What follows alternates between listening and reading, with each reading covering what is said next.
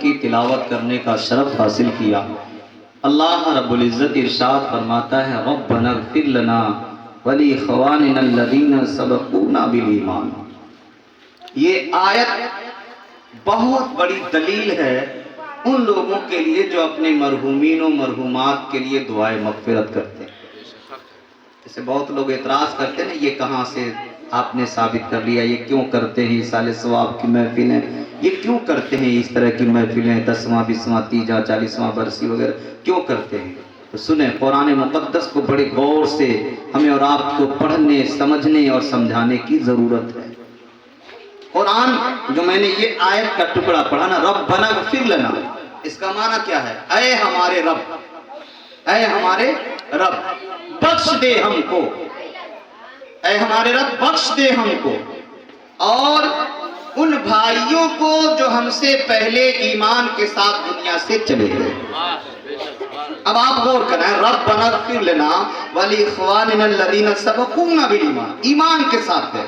اس سے یہ بھی پتا چلا کہ دعائے مغفرت سب کے لیے نہیں ہوگی، انہی کے لیے ہوگی جو ایمان والے ہوگا۔ کیا نکتہ ہے بات، سبحان اللہ۔ جو ایمان والے ہوتے ہیں وہی اپنے بھائیوں بہنوں کے لیے، ماں باپوں کے لیے دعائے مغفرت کرتے ہیں۔ جو بے ایمان ہوتے ہیں وہ جانتے ہیں یہ حکم جو اللہ نے دیا ہے وہ غداروں کے لیے نہیں، نبی کے گستاخوں کے لیے نہیں، یہ حکم ہے تو صرف اور صرف نبی کے دیوانوں کے لیے۔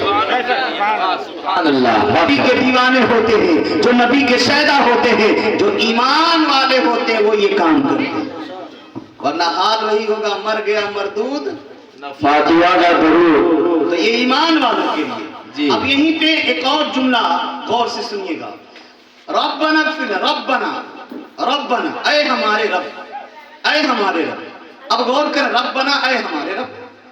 آپ سے کوئی اعتراض کر سکتا ہے کہ مسلمانوں یہ بتاؤ قرآن کیا ہے؟ آپ ہم سب یہی کہتے ہیں یہ اللہ کا کلام، یہ اللہ کی بات ہے، اللہ کا قول ہے۔ تو جب اللہ کی بات ہے، اللہ کا کلام ہے، تو اس سے تو یہ پتا چلتا ہے کہ معاذ اللہ اللہ کا بھی کوئی رب ہے کیا؟ جب اللہ کی بات ہے تو بات اللہ کی، اے ہمارے رب، یہ کس کی بات ہے؟ اللہ کی بات۔ یہ کون کہہ رہا ہے؟ اللہ کہہ رہا ہے، یہ اللہ کی بات ہے، اے ہمارے رب۔ تو کیا اللہ کا بھی کوئی معاذ اللہ رب ہے؟ اس سے تو یہی ظاہر اعتبار سے سمجھ میں آئے گا نا۔ لیکن سنیں، قرآن میں بہت سی ایسی آیتیں ہیں جو بندوں کی تعلیم دعا کے لیے ہے کہ میرے بندو جب میری بارگاہ میں آؤ تو اس طرح دعا کرو۔ واہ سبحان اللہ، اس طرح دعا کرو، اس طرح دعا کرو۔ اور دعا کا طریقہ خود خالق کائنات بتا رہا ہے، اللہ خود دعا کا طریقہ بتا رہا ہے کہ میرے بندو جب آؤ میری بارگاہ میں ہاتھ اٹھاؤ تو کہو اے ہمارے رب، اے ہمارے رب بخش دے ہم کو، اے ہمارے رب بخش دے ہمارے ان بھائیوں بہنوں کو جو ایمان کے ساتھ دنیا سے جا چکے ہیں۔ تو مغفرت کی دعا کا حکم کون دے رہا ہے؟ اللہ تعالیٰ۔ تب جو اللہ کے ماننے والے ہیں وہ مغفرت کی دعا کریں گے، جو نہیں مانیں گے وہ مغفرت کی دعا نہیں کریں گے، کیونکہ اللہ خود فرما رہا ہے اس طرح سے دعا کرو میری بارگاہ۔ اور یہیں تک نہیں، آپ قرآن اٹھا کر دیکھیں، ہم نماز پڑھتے ہیں، نماز میں بھی پڑھنا واجب ہے کیا؟ سورہ فاتحہ۔ یہ سورہ فاتحہ مکمل کیا ہے؟ یہ مکمل دعا ہے، دعا مکمل سورہ فاتحہ کیا ہے؟ دعا ہے۔ اس طرح سے بہت سی آیتیں ہیں جو تعلیم کے لیے ہیں، بہت سی آیتیں ہیں جو تبلیغ کے لیے ہیں، بہت سی آیتیں ہیں جو تہذیب کے لیے ہیں، بہت سی ایسی آیتیں ہیں جو ڈرانے کے لیے ہیں، بہت سی ایسی آیتیں ہیں جو عمل کرنے کے لیے ہیں، بہت سی ایسی آیتیں ہیں جو پرانے انبیاء اور سابقین اور امتوں کی خبریں بتانے کے لیے ہے۔ تو قرآن میں ہر طرح کی آیتیں موجود ہیں۔ اب آپ آگے بڑھیے۔ ابھی حضرت علامہ حسام الدین صاحب نے کہا کہ حدیث رسول پڑھ کر کے، یہ حدیث کئی کتابوں میں ہے کہ انسان جب مرتا ہے تو اس کے سارے اعمال منقطع ہو جاتے ہیں، 3 عمل اس بندے کے ساتھ ملے رہتے ہیں۔ اس میں ایک انہوں نے بتایا او علم ينتفع به، وہ مرنے والا علم حاصل کیا ہو اور علم حاصل کر کے اس سے فائدہ پہنچایا، فائدہ حاصل کیا۔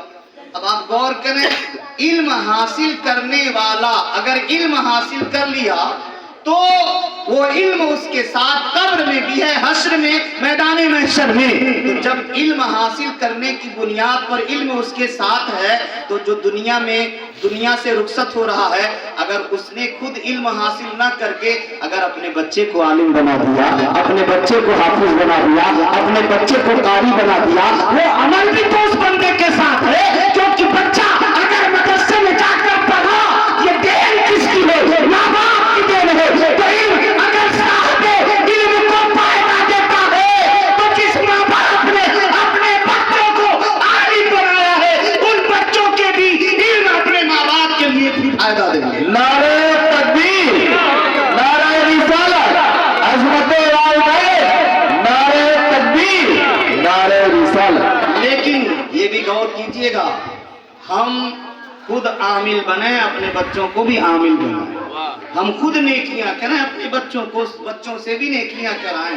آج ہی میں کتاب پڑھ رہا تھا، حیدرآباد کتاب اٹھائے میں پڑھنا شروع کیا، عیون الحکایات کو میں پڑھ رہا تھا، سب سے آخر میں پہلی جلد میں۔ تو ایک راہب، بنی اسرائیل میں ایک راہب اپنے لوگوں کو سمجھا رہا تھا۔ کس نے؟ ایک مالدار انسان تھا اور بہت سارا مال لے کر کے وہ اپنے گھر میں رکھا تھا۔ تو پڑوس کا ایک آدمی آیا اور چوری سے اس کا سارا مال اٹھا لے گیا۔ پڑوس کا آدمی سارا مال لے کر چلا گیا، اور جب سارا مال لے کر چلا گیا تو اب یہ گھر میں جب جا کر دیکھا تو اس کا سارا مال غائب۔ تو وہ اتنا رویا کہ اس کے دونوں آنکھوں کی روشنی چلی گئی، وہ اتنا رویا، اور دھیرے دھیرے اس کے اوپر غربت مسلط ہوتی گئی، بہت غریب ہو گیا۔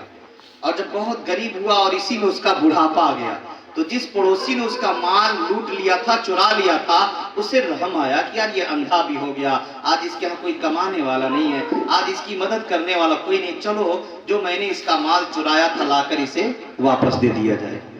اور وہ روتے روتے بوڑھا آدمی، بوڑھا بھی ہو گیا، اندھا بھی تھا، اور اب بڑھاپے میں اس کا کوئی سہارا نہیں تھا۔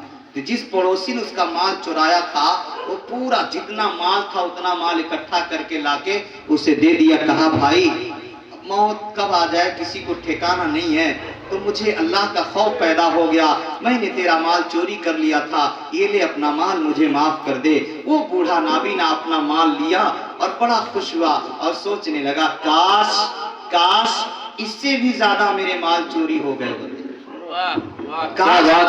اس سے بھی زیادہ میرے مال چوری ہو گئے ہوتے تو آج بڑھاپے کا وہی مال سہارا بن جاتا۔ اس سے اس راہب نے نصیحت دی، اے لوگوں اس بوڑھے کا مال کہیں تھا، اس بوڑھے کا مال کسی نے چرا کے رکھ لیا تھا، اور جب بڑھاپے میں کوئی اس کا سہارا نہ بنا، وہ پڑوسی لا کر مال دیا تو بوڑھا کتنا خوش ہوا۔ اسی طرح اے لوگوں ہمیں بھی اپنے بڑھاپے میں، قبر میں، میدان محشر میں جن چیزوں کی ضرورت ہے ان کو پہلے سے اکٹھا کر لو، تاکہ جب بڑھاپے میں یا قبر میں ان چیزوں کو ہم دیکھیں تو ہمیں خوشی میسر آئے۔ اب قبر میں کیا چیزیں کام آئیں گی؟ ہماری نیکیاں کام آئیں گی، ہماری اچھائیاں کام آئیں گی۔ میدان محشر میں کس کی ضرورت پڑے گی؟ نیکیوں کی ضرورت پڑے گی، اچھائیوں کی ضرورت